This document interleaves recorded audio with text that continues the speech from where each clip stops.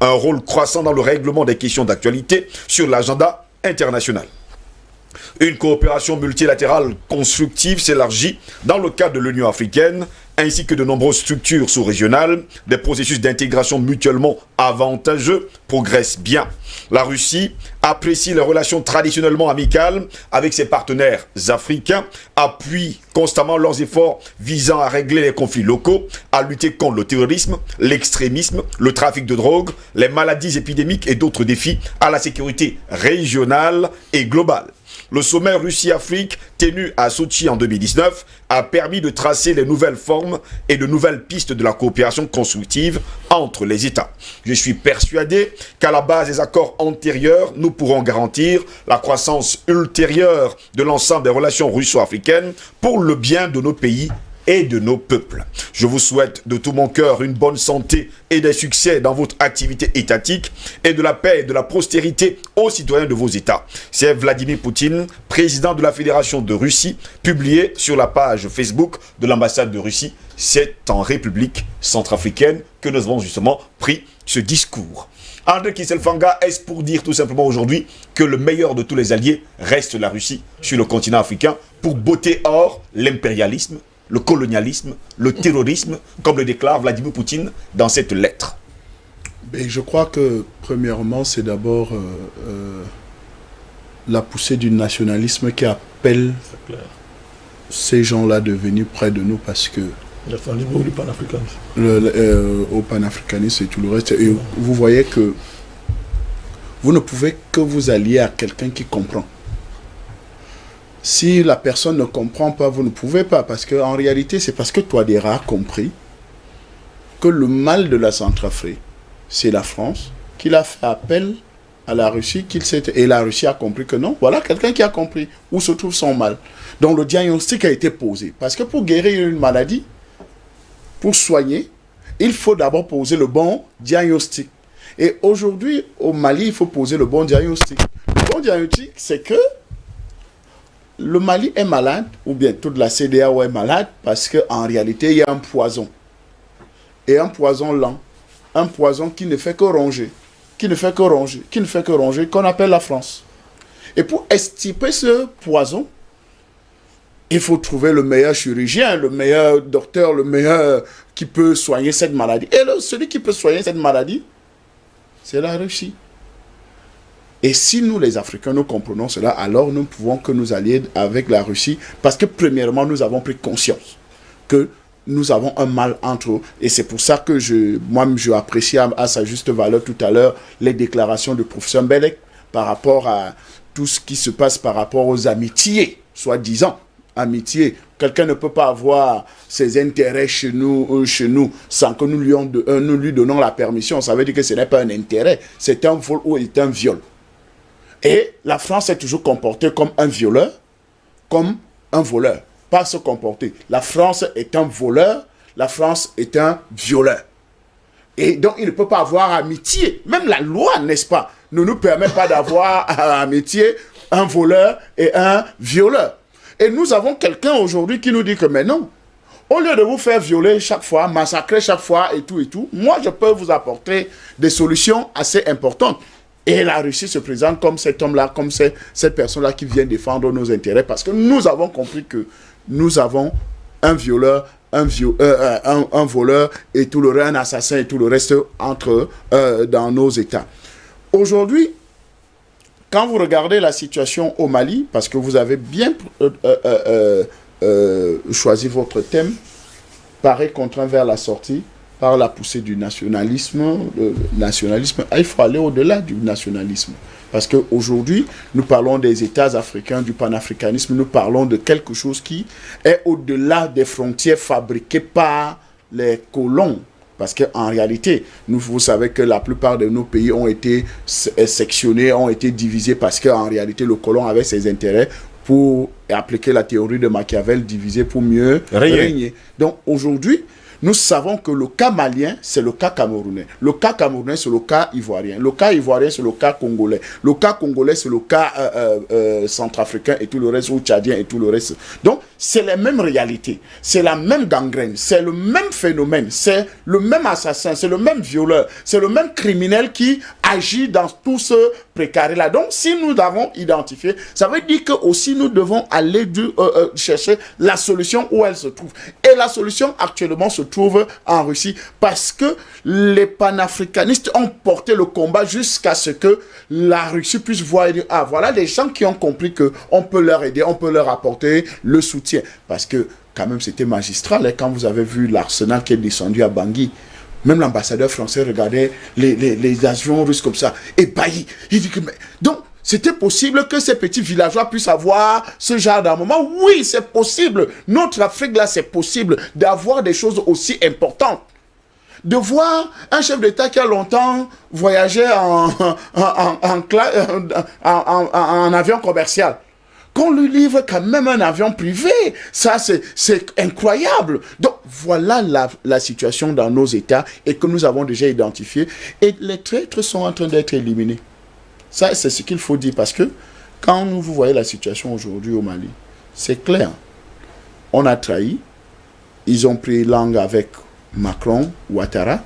On doit les mettre de côté. Et ceux qui portent encore cet élan nationaliste, panafricaniste, disent que ben non, on ne peut pas continuer à être asservi par quelqu'un, ou bien on vous a pris pour mettre là parce que on veut un pays normal, parce qu'on ne peut pas continuer à avoir une guerre dans un pays, à l'intérieur, le pays est divisé. Et vous êtes là, vous êtes des militaires, vous partez prendre des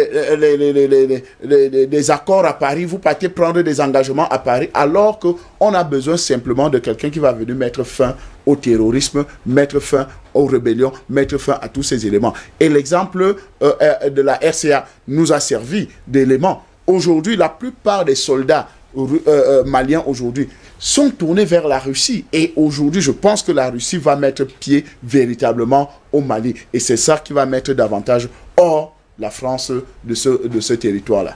Albert Anatole, ici, vous qui aimez les faits, il faut préciser par ailleurs à nos téléspectateurs qu'Assimi Goïta était vice-président de la République. On parle bien sûr de ce gouvernement de transition. Plus tard, eh bien, il sera écarté puisque le gouvernement sera, il faut le dire comme ça, déclaré lundi dernier. Aux alentours de 23h, eh bien, les militaires reprennent le pouvoir. Quand on sait pertinemment qu'ils avaient pour le pouvoir le 18 août dernier, on parle bien sûr de 2020. Finalement, est-ce pour dire à la France, haut et fort, nous n'en voulons plus sur le continent ou alors dans notre pays, quand on sait que les Maliens ont d'ailleurs marché plusieurs fois pour demander le départ de la France? Oui, avant de répondre à votre question, pour faire complet à la liste des personnes qui ont condamné ce qu'ils appellent le coup de force du côté du Mali, il ne faut pas oublier M. Mohamed Bazoum, hein, du Niger. Oui. Voilà. Il fait partie de la liste des gens qui ont condamné ce coup de force. Je ne sais pas à quel titre l'a Mohamed Bazoum qui a été adoubé avant même d'être élu. Je ne sais pas à quel titre l'a fait. Ah. À titre de fils de l'Odrian. Ah, d'accord. Mais sauf que le père avait donné sa voix pour condamner. Non, pour revenir à la thématique, vous savez, Steve Jedongos, j'aime toujours convoquer les éléments factuels.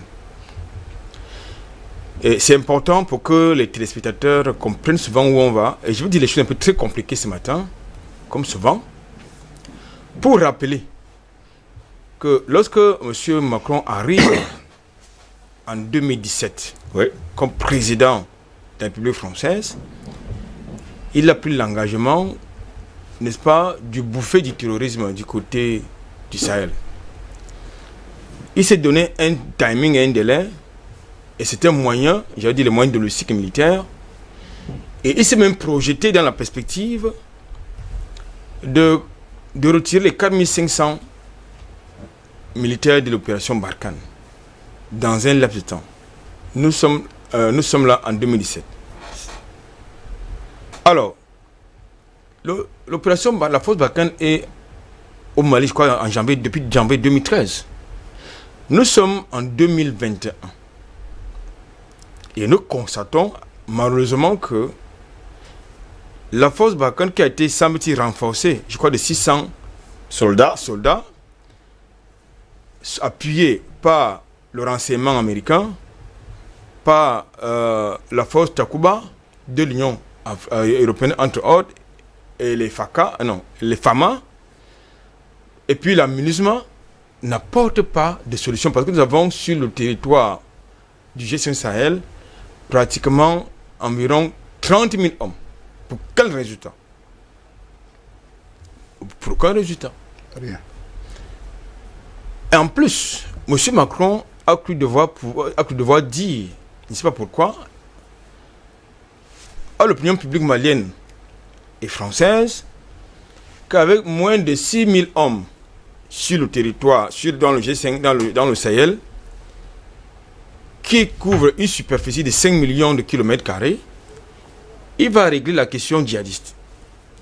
Là où en Afghanistan, les États-Unis avaient plus de 100 000 hommes qui couvraient un territoire moins grand, n'ont pas pu bouffer, n'est-ce pas, du Taliban.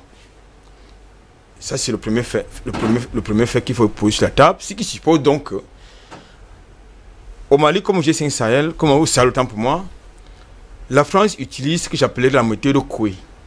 Tout le monde sait ce que c'est que la méthode Coué. Second fait que je voudrais mettre sur la table, il vous souvient également qu'en 2017, toujours quand M. Macron vient d'arriver aux affaires, l'aviation française a confondu des militaires de l'armée malienne qui ont été enlevés par les djihadistes. L'aviation française les a tués. Il faut le dire. Alors, comme d'habitude, le commandement de l'armée française a indiqué que c'était des militaires qui avaient rejoint le camp des djihadistes. Vous comprenez tout à l'heure pourquoi est-ce que je convoque ces éléments factuels. Troisième élément factuel qu'il faut convoquer sur la table, dans le dénouement qui a conduit justement à, j'ai envie de dire, au limogeage entre guillemets de M.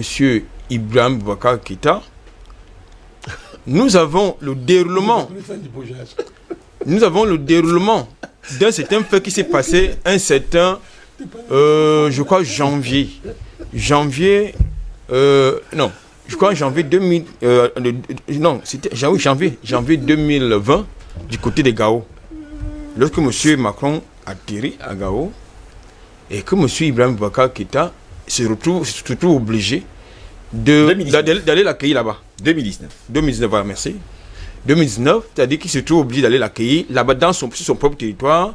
Un pays étranger débarque, c'est toi qui débarques pour aller accueillir quelqu'un qui se comporte comme un chef de guerre sur ton territoire. Et là, et en plus, quand vous avez ces éléments d'éléments, ça rejoint ce que disait tantôt le président Banakan, c'est-à-dire que vous avez donc une armée d'occupation qui reçoit son président sur un territoire étranger, qui est supposé être souverain indépendant, et dont le président étranger a des ambitions de création d'un autre État dans l'État, quoi, ouais. L'État de l'Azawad. Entre-temps, Paris refuse aux autorités de transition de négocier avec les djihadistes, pendant que les mêmes autorités françaises négocient derrière avec les Touaregs. Il y a avec qui sont regroupés autour de MLA, je crois. Ça pose donc quand même un problème de malhonnêteté et de politique. C'est-à-dire un problème de malhonnêteté politique, un problème de malhonnêteté intellectuelle. Pour créer le État. Quatrième fait que je voudrais convoquer avant d'analyser, lorsque les autorités de transition arrivent aux affaires, il est question pour les autorités de transition de procéder à la relecture de l'accord de paix d'Alger. Il est question de relire cette affaire-là, parce que justement, ça également, le président Banakin l'a évoqué tout à l'heure.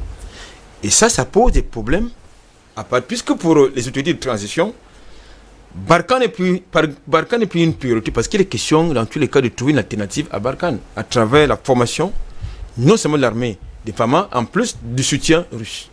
Donc, nous sommes donc là dans la perspective de dégager la force Barkhane. Ça, c'est important de comprendre ce qui se passe au Mali.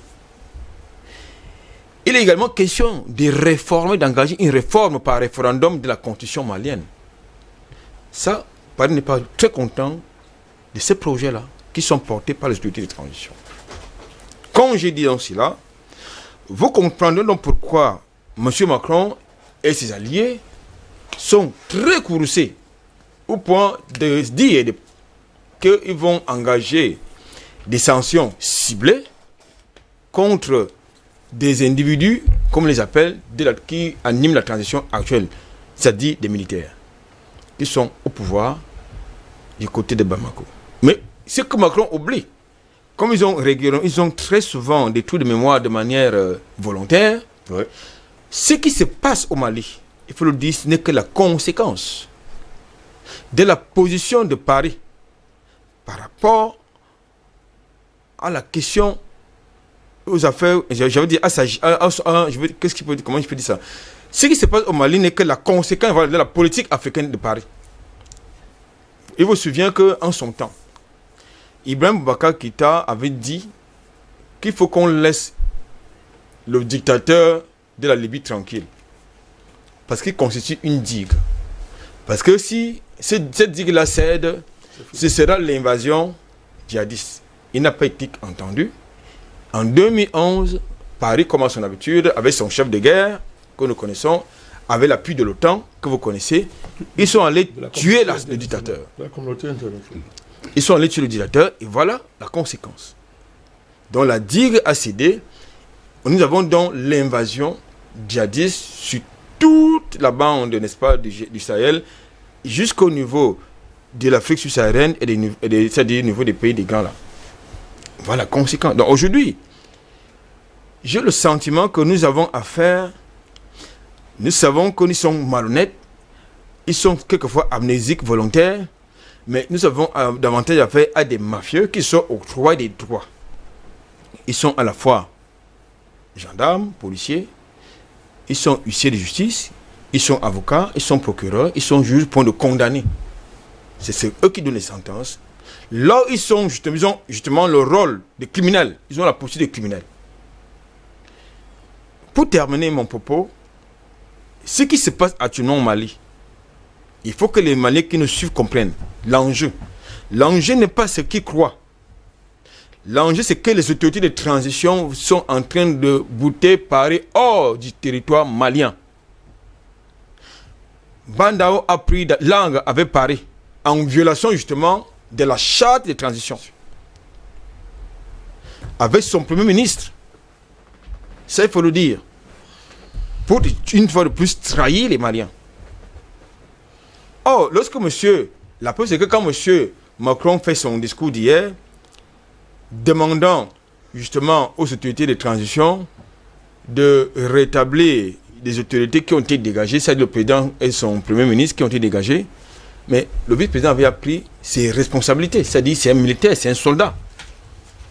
La preuve c'est qu'ils ont tenu leur discours d'hier, le premier ministre Bandao, le président Bandao et son premier ministre Mokhtar Wan, ils sont toujours à Kati, à 15 km de là. Pourquoi tu sais toujours Kati? Peut-être qu'on en reparle lorsque je reprends lors de la deuxième prise de parole. Merci beaucoup Albert Natoula ici. Vous rappelez également, pour donner la précision à nos téléspectateurs, eh bien Emmanuel Macron avait atterri à Gao, c'était le 19 mai 2017. Merci. Faut bien préciser cela.